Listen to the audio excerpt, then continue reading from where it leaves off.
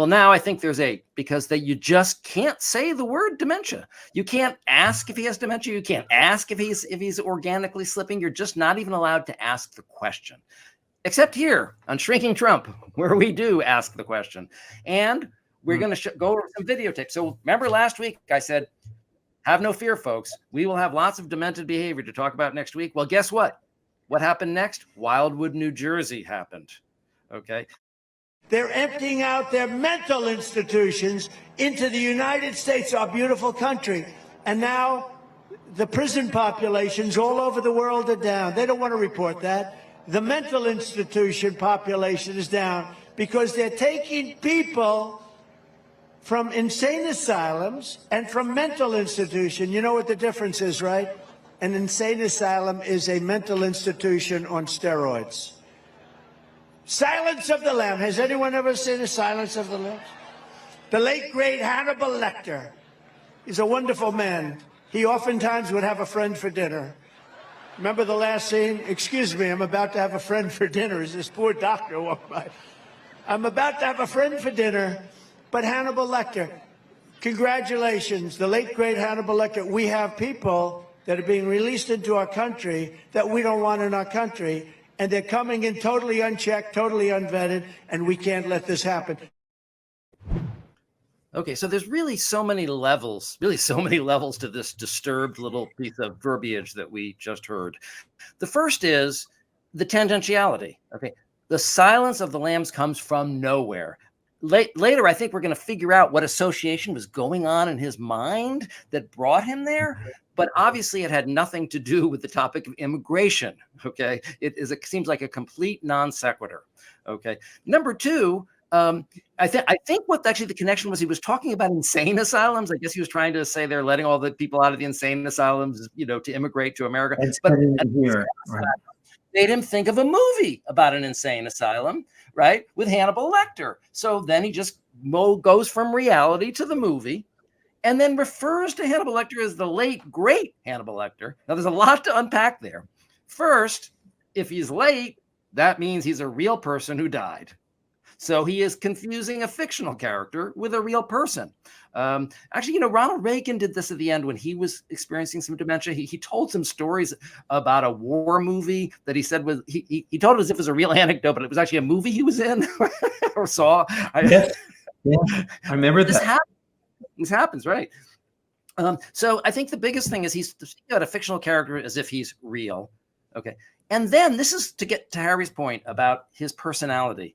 So if somebody was demented and they started to imagine that a fictional character was real, someone they felt a connection to, an attachment to, or whatever. Okay. But who does he pick? Who does Donald Trump pick? Who's his imaginary friend? A serial killer. But not just a serial killer, a really evil, diabolical serial killer who literally consumes, right, destroys, his victims by eating them. Rick Wilson said, everything Donald Trump touches dies. So it's like, not only is he a murderer, but he sort of destroys, the essence of the people by consuming them. But he's also a character who doesn't lose. At the end of that movie, he's out. Trump is quoting the last minute of the movie where you see him off to take revenge by eating the doctor who had put him in jail. So it also has that sense that Trump has that he can never be caught, that he will always win. And he will always take revenge.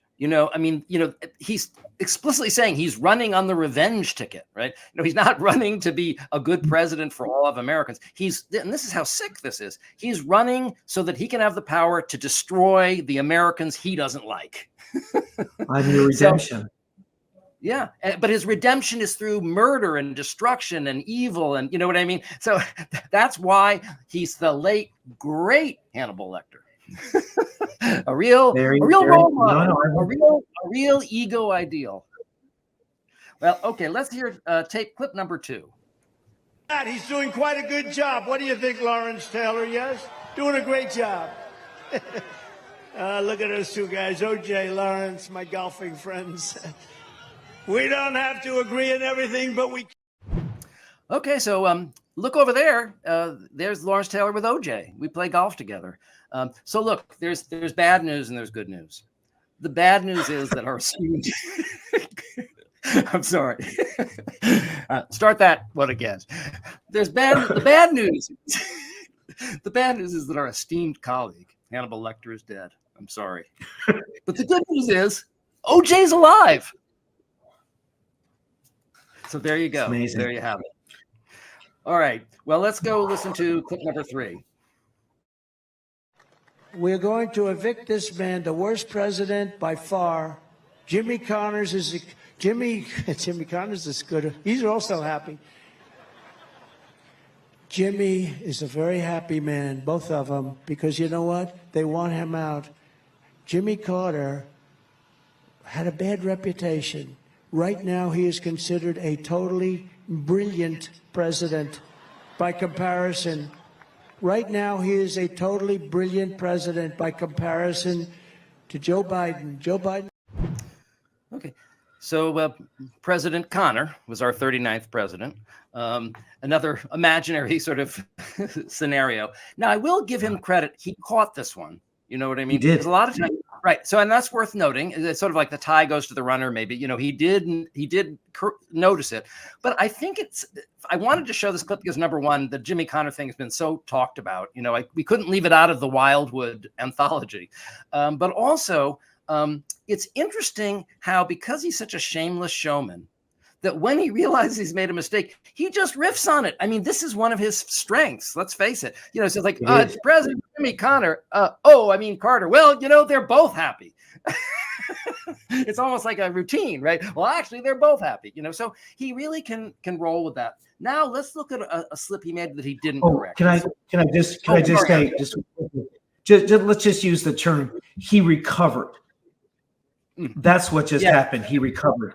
And sometimes he does that. And sometimes he can go wild without a slip like this. But it's very important to remember that anytime another president is mentioned, it's already so stimulating for him that it can derail him because it's another president. Remember, none of these slips are random. Yeah. Because nothing he ever say is yeah. Because he has this sort of Oedipal rage at anyone who's been president. And so it disorganizes him. Yeah. And so he makes a mistake more often about the presidents than say something more, neutral, but he can't keep it straight. Who's president and, who did what, and they're all bad and he's better than all of them, but they all kind of combine.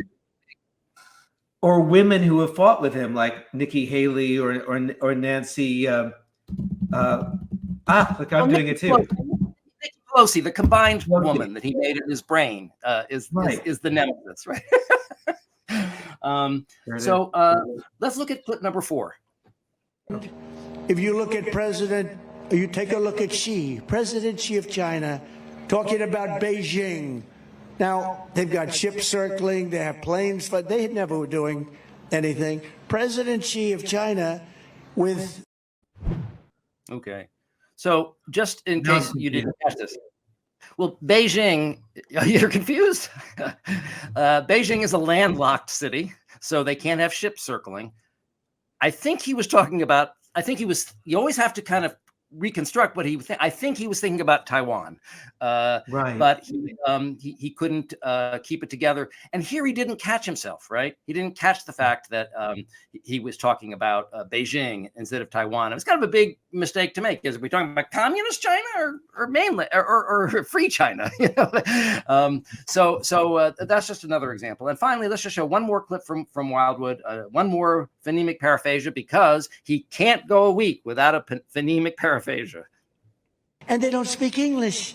They're sitting in chairs listening to a teacher talk in English, and they don't speak English.